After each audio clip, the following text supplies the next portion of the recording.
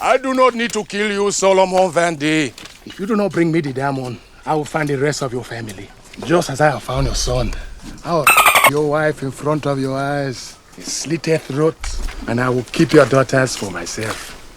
In a rural fishing village, Solomon Vandy is walking with his son Dia when he spots rebel soldiers rolling toward the village. He shoves Dia behind a boat, then bolts off, machete in hand, racing to save his family. The rebels pile out of their vehicles and instantly open fire, spraying machine guns and mowing down villagers as they run in terror. Solomon reaches the chaos and takes in the nightmare unfolding. He slices open the back of his hut to clear an escape route for his wife and children. But the moment they slip out, rebels slam him to the ground. He screams in helpless rage as they pin him down, while his son watches, before fleeing with the women and children. Afterwards, the rebels drag the surviving villagers forward and begin hacking off their arms. Bring forward the next one, bastard! Long sleeve or short sleeve? The RUF, led by the brutal Captain Poison, believes that taking a person's hands takes away their power to vote. No more hands, no more voting! When Solomon's turn comes, Poison studies him for a moment, then orders his men to send him to the workers instead. The captives are hauled to the Kono diamond fields, forced to dig endlessly for rare stones, while Poison yaps about how the RUF has freed them from the government and their white masters. RUF have freed you! No more slave and master here! Cut to a diamond conference in Antwerp, where officials debate prohibiting the import of rough diamonds from conflict zones. These stones, worth hundreds of millions, fuel wars across the region. Among the attendees sit two industry giants, Vandy and Simmons, both publicly endorsing the proposal. Back in the mines, as Poison keeps on yapping, a man quietly pockets a diamond by slipping it into his mouth. Poison notices instantly and orders him to spit it out. The moment the stone hits Poison's hand, he executes the man on the spot, leaving Solomon horrified. Elsewhere, a drug smuggler named Danny Archer, who probably should have stayed lost at sea, arrives in a small plane to trade with the RUF. Outside, a rebel calling himself Captain Rambo tries to intimidate him, but Danny insists he'll only deal with Commander Zero. After surrendering his gun, he walks into the compound, much to Rambo's annoyance. Inside, he finds the commander, who's expecting a new shipment of weapons for the war. The commander hands over some worthless stones first, but when Danny threatens to walk, he caves immediately and produces his high-quality diamonds. Danny approves, and the commander casually requests a satellite TV to watch Baywatch next time. On the way to the border, Danny is stopped by soldiers. He tries to bluff his way through, claiming he's from National Geographic, doing a story on shepherds, but the soldier isn't buying a word of it. He grabs one of the goats, slices it open, and exposes the diamonds Danny got from the commander. That's when Danny attempts a bribe. Now look, why don't I just look the other way, all right? You take one or two of those stones, you get something lekker for the wife, or maybe the mistress. We'll go back to Freetown and ask Colonel Coetzee how he wishes to thank his business associate. Guys, take him away. At Kono, while digging, Solomon uncovers the largest stone he's ever seen, a rare pink diamond. His heart pounds as he decides to keep it, glancing around nervously, not wanting to end up like the miner executed earlier. A water pump suddenly bursts, and Solomon uses the chaos to slip the diamond between his toes. He asks to relieve himself, but Captain Poison blocks him, frisking him head to toe. Finding nothing, the warlord sneers and lets him go. Behind a bush, Solomon quickly wraps the stone in cloth and buries it, but as he finishes, Poison steps from the shadows, demanding he hand it over. Before he can close in, bombs crash down, blasting Poison off his feet. The government troops have arrived. In the chaos, Solomon digs up the stone, snatches Poison's knife, and bolts. He hides the diamond again just before soldiers grab him and haul him off to Freetown Prison with the others, the same prison holding Danny. Later, Captain Poison and the rest of the RUF are thrown into the compound as well. The second Poison spots Solomon, he demands to know where the diamond is. Solomon denies knowing him, so Poison offers $1,000 to anyone willing to cut the gem out of him. I need a kiss! Where is the diamond? Where is the diamond? Do you see a diamond? The devils have taken my family, my home, and they lost everything! Look, what is left? Enraged, Poison vows to make his family pay while Danny watches from the background, interest sharply piqued.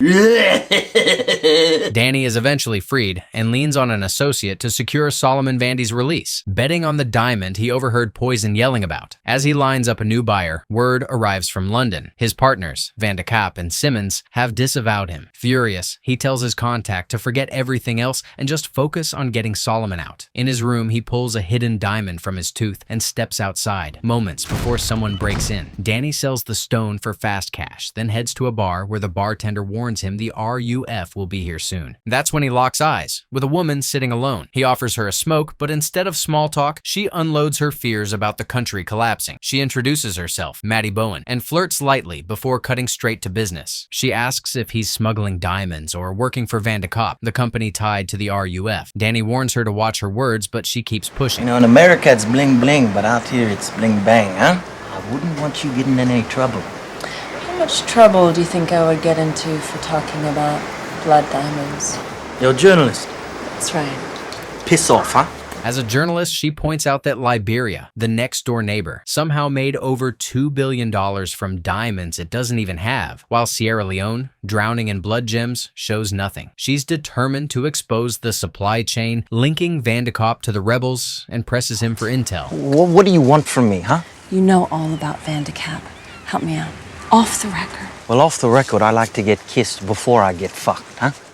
Danny returns home to find his TV smashed before running into his old military buddy Cordell, the same man who trashed his place. After a bit of talk, Danny drops the act, decks him, and delivers a message for the colonel. He'll get his money soon. Elsewhere, Solomon is released and immediately searches for his family. He checks lists of refugees at a center but finds nothing. When he asks for help, he's told to try other towns. But this is already the third one he's searched. Meanwhile, Dia, the only man left with his villagers, leads them into the hills to hide from the rebels. But they don't stay hidden long. He's soon found and dragged away by the RUF, while his mother cries after him in helpless terror. Meanwhile, Danny flies to Cape Town to meet his old commander, Colonel Coetzee. He praises the colonel for playing both sides, selling arms to the rebels, then signing contracts with the government to fight them. Coetzee reminds him he raised him in the trade and now wants in on Solomon's pink diamond. Our deal went bad and you owe me money.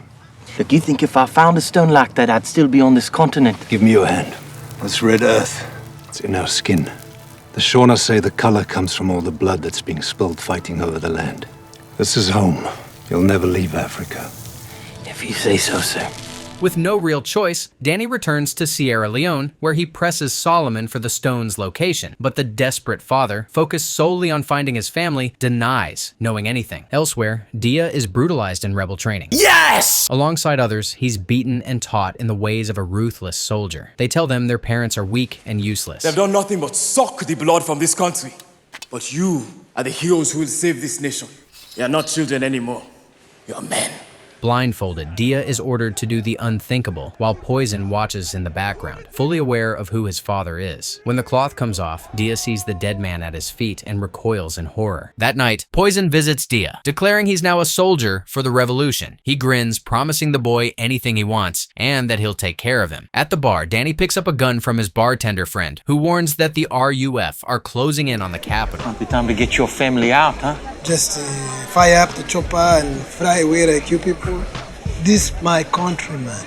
We here long for you came, long after you're gone. That's when Danny spots Maddy again. They flirt and dance. But when she presses him about Vandekap, he gives her nothing. She's disgusted by his indifference to the lives lost over blood diamonds. But Danny just shrugs that her writing won't win any war. The next day, government forces sweep through Freetown, arresting civilians. Foreigners are ordered to evacuate immediately as the RUF closes in. Amid the chaos, Danny finds Solomon and offers him a deal. The right diamond can buy safety, information, freedom. But Solomon wants only his family. That's when Danny promises to help find them in exchange for the stone. Then, Freetown erupts. The RUF launches a full-scale assault, executing civilians and torching buildings as Danny and Solomon sprint for their lives. Up ahead, government troops try to hold the line, firing at the rebels, but they're overwhelmed by sheer numbers and rocket launchers. Danny drags Solomon through the smoke to an abandoned building packed with survivors. They hide inside a wrecked house, forced to watch people being cut down in the streets. When night falls, they slip away as the rebels descend into degeneration, and Danny's bartender friend doesn't make it out alive. By morning, they reach a heavily guarded bridge. Danny convinces Solomon to pose as an RUF fighter, escorting a prisoner. The rebels move to execute him, but Danny snaps into action, pulling a gun and dropping them before they could react. One tries to flee, but is instantly cut down by AK fire. With the path clear, they push toward government-controlled Lungi, a northern town with an airstrip. There, Danny lies about being a journalist, but is still denied entry. He then sends word for Maddy, hoping she can help. When she arrives, he unloads everything about Tiara Diamonds, a front company in Liberia that buys his smuggled blood diamonds under DiCaprio's control. He promises her a blockbuster story if she uses her UN contacts to track Solomon's family. With her connections, they trace Solomon's family to a refugee camp in Guinea. At the fence, he calls out, and his wife rushes forward with their daughter. After a desperate embrace, Solomon scans the crowd for Dia. Nothing. His wife sobs that the boy was taken by the RUF. Shattered, Solomon collapses against the fence, screaming for his son until soldiers beat him back with their rifles. As they leave Guinea, Maddy explains that camp officials fear rebel infiltration. His family can't be released until peace returns. That's when Solomon finally points out to Danny where he buried the diamond, much to Maddy's frustration. When they get back, Danny presses for details, but Solomon can only talk about how his son was meant to become a doctor, not a child soldier. My son is a very good student. He walks 5 kilometers to the sister school every morning to study English. He's going to be a doctor one day.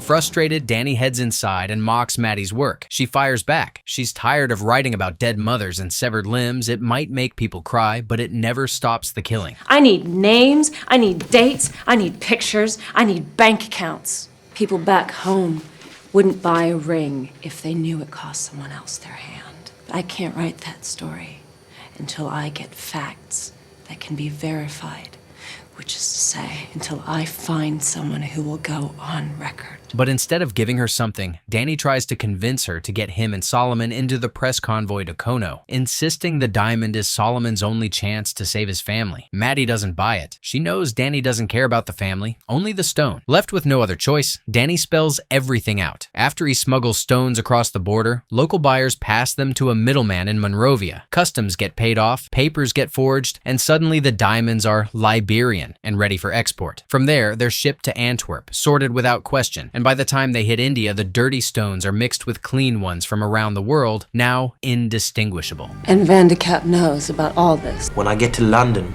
I meet with Simmons. He explains how the company hides diamonds in underground vaults, controlling supply to inflate prices. Meanwhile, the rebels plan to dump $1 billion worth of stones into the market. DiCaprio calls them rare, but he can't let that happen. Not while convincing some poor dude to shell out thousands on an engagement ring. They may not hand the rebels cash directly, but by controlling supply, they make sure the war never ends. When Maddy demands proof, Danny hands her a ledger packed with names, dates, and bank accounts. He warns her not to publish anything until after he delivers the diamond. Otherwise, he's dead. What if you don't come out with the diamond? Then write whatever you want. I'm already dead. When it's time to leave, Danny tells Solomon to lie about being the cameraman to stay off the radar, but Solomon clearly has no concept of lying. Listen, I cannot do this. Why not? Because I am not a journalist. Of course you're not. Well then, how can I say I am? Because that's how you get your damn son back, all right? Now get on the bus. Go. I am the cameraman. What is he doing? He's beginning to believe. They join a UN-protected convoy headed to Kono, where the pink diamond still lies buried. While Maddy and Solomon talk about using her story to help the locals, Danny and another reporter shamelessly fangirl over her. Midway through the journey, they come across an ambulance ambushed by RUF rebels. While inspecting the bodies, gunfire erupts from every direction. They sprint back, but one reporter blocks Solomon from boarding, claiming there's no space. The trio escapes in a separate convoy vehicle with Maddy joining them. Meanwhile, in the RUF camp, the new recruits are fully indoctrinated, including Dia. Nicknamed See Me No More, he joins a raid on a hamlet, committing atrocities alongside the rebels. Back on the road, Danny, Solomon, and the reporters are ambushed again. Rebels slaughter everyone in the bus, then get into a firefight with the soldiers in the rear. When their driver is killed, Danny shoves the body out and takes the wheel, tearing through a village as the rebels close in. Pushing deeper into the forest, Danny eventually crashes the vehicle. The group abandons it and continues on foot. The next day, they stumble across the Camagers, local militia defending their homes. Solomon warns Maddy not to make eye contact, then pleads that they're friends, not government troops or RUF, but the Camagers don't look convinced. That's when Maddy uses her brutal Instagram-level charm to win them over. After Aura farming, the group is escorted to a small community where children gather, asking where they're from. Benjamin, the community leader, steps in and asks their mission. Vandy,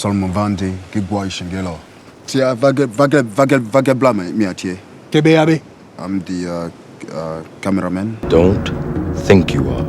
Know you are. Soon, they learn the settlement is a school meant as a safe haven for the children. Benjamin explains that many of these kids were taken by the RUF and forced into horrors, but the school is helping bring them back to life. Maddy joins the students in reading, while Solomon plays soccer with the kids. Benjamin later tells Danny he's known most of the rebels since they were boys. The local commander is still afraid I will come after him with my ruler.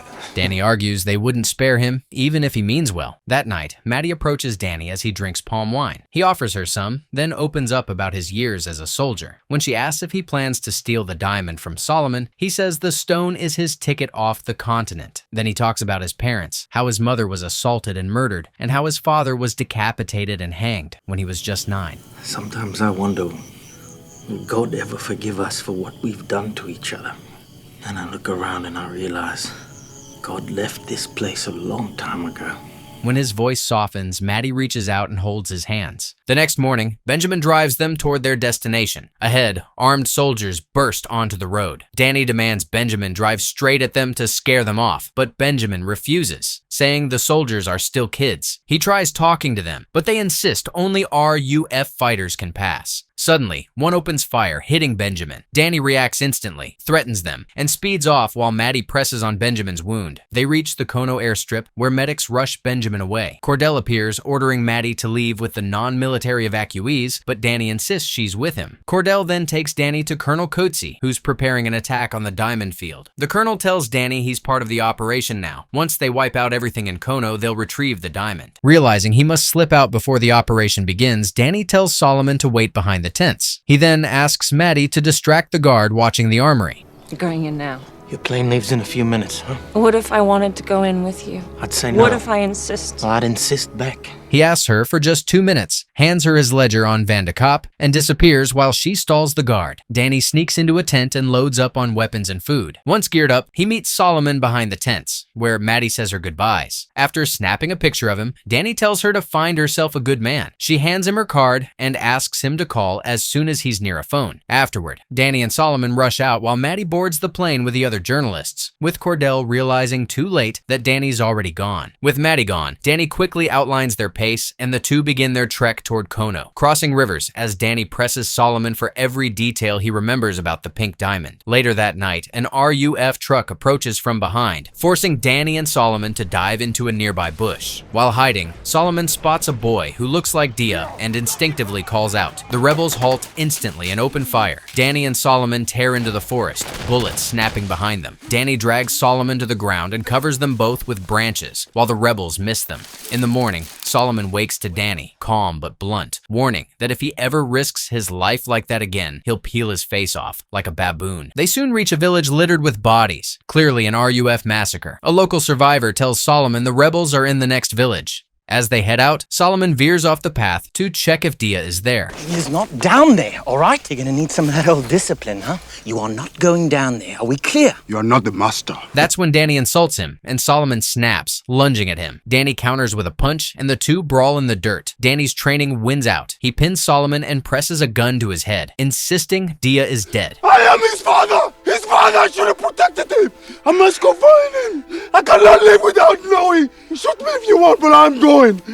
When he realizes Solomon is ready to die for his son, Danny relents, agreeing they'll scout the village after dark. Predictably, Dia isn't there, just rebels lost in drunken debauchery. They move on. Solomon asks if Danny has a wife or money. Danny admits he has neither, though with the diamond, he'll have plenty of cash. Solomon wonders if that means a wife and kids someday, but Danny doubts it. On the upside, he promises to quit smoking once they find the stone. That night, they rest in a cave, drinking a bottle of whiskey. Solomon wonders how his own people could do such cruel things to each other, but he clings to one belief. His son is a good kid who will become a doctor when this is all over. Danny quickly slips into best friend mode, promising they'll find him. The next day, they finally reach the diamond field. Solomon shows Danny where he buried the stone, down by the riverside. Danny steps away to call the colonel and request an airstrike as a diversion. Solomon reminds him that Dia might be here, but Danny doubts it. He calls Cordell, who tears into him for escaping earlier, but settles down when Danny says he's at the diamond's location. After the call, Danny tells Solomon the airstrike will hit in the morning. They'll move closer to the village at night and search for Dia until dawn. No movement, my friend.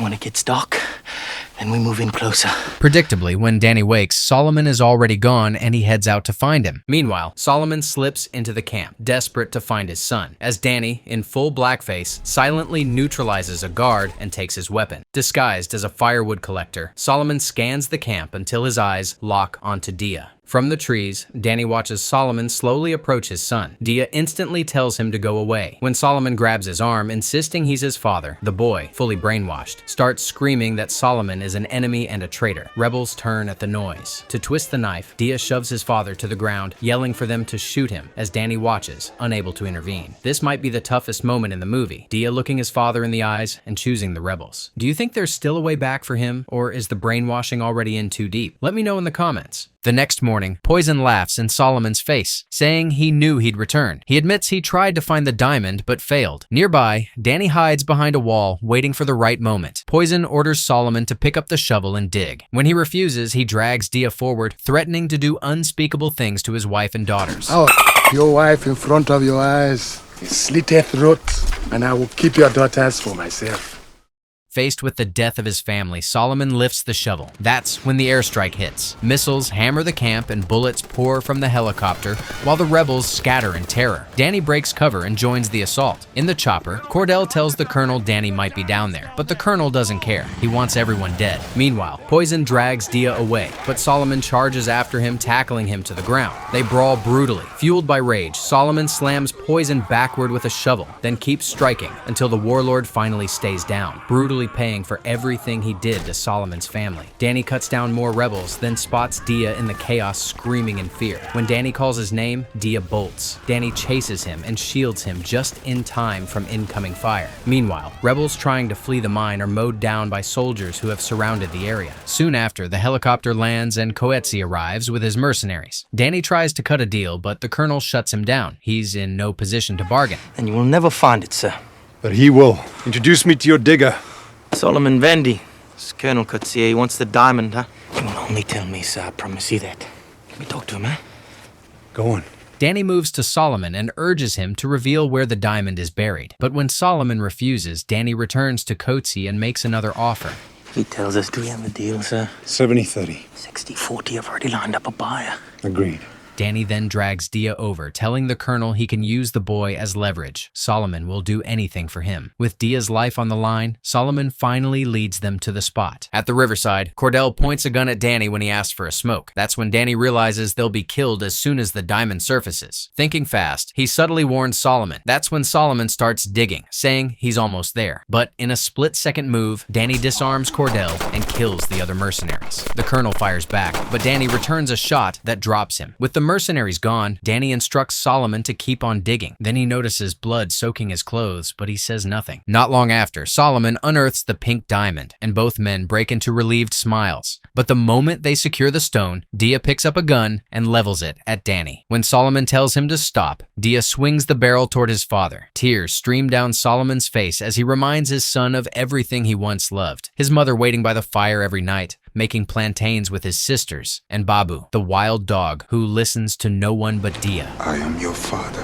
who loves you, and you will come home with me and be my son again. Slowly, the boy's mind clears. Dia lowers the gun, and Solomon pulls him into a tight embrace. Suddenly, shots rip through the trees. Coetzee's remaining mercenaries closing in. Danny, Solomon, and Dia bolt into the forest. Once they're clear, Danny takes the diamond and radios his pilot to confirm he has the stone. The pilot subtly suggests ditching Solomon and Dia. A little farther on, Danny reveals the plane will meet them at the top of the gorge. When Solomon urges him to rest, Danny refuses, refusing to let go of the stone. As they climb, Danny's pace falters, and Solomon hoists him onto his back and keeps on climbing. Shortly after, the pain becomes unbearable, and Danny orders Solomon to put him down as the plane comes into view overhead. Solomon tries again to lift him, but Danny stops him. He can no longer go any further. He unwraps the diamond and stares at it, laughing softly. Moments later, he presses the stone into Solomon's shaking hand, telling him to run with Dia. He gives him Maddy's card and tells him to call her when he reaches Conakry. Danny also warns him not to trust the pilot, and and to point the gun at him if he tries anything. With mercenaries closing in, Solomon and Dia climb toward the summit while Danny covers their escape. Once they're safe, Danny pulls out a satellite phone and calls Maddy as the enemy draws near. He tells her to meet Solomon and Dia in Conakry. When she realizes he's wounded, she wants to come help, but Danny looks up at the plane and smiles. With the last of his strength, he urges her to protect Solomon and Dia and make sure they reach London safely.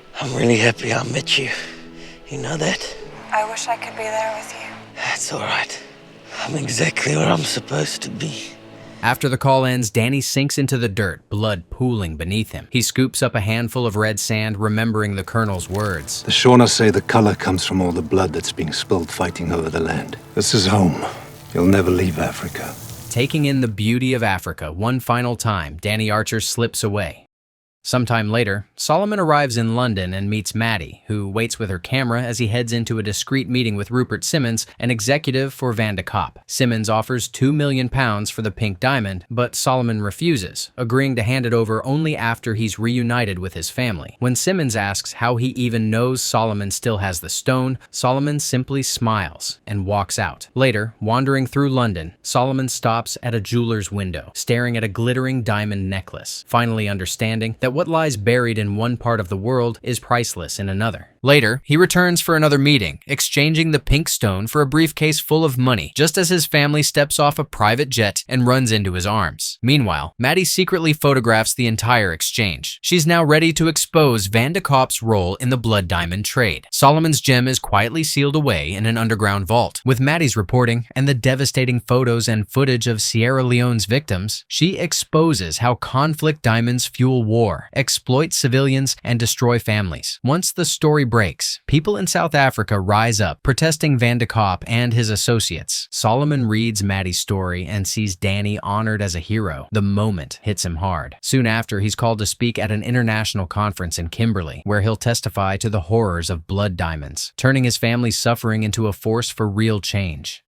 In January 2003, 40 nations signed the Kimberley Process, an effort to stem the flow of conflict diamonds. But illegal stones still slip through, and it's up to consumers to demand proof their diamonds are conflict-free. Sierra Leone is at peace now, yet across Africa, 200,000 child soldiers remain. Remember, the Third World is not a world apart. This film stands out as one of the most powerful war dramas of its era. After Blood Diamond came out, jewelers began reporting a surge of buyers asking where their stones came from and whether they were tied to conflict. That ripple effect was created by this film alone. Tell me your thoughts on this film and which war movie you want next. Thanks for watching.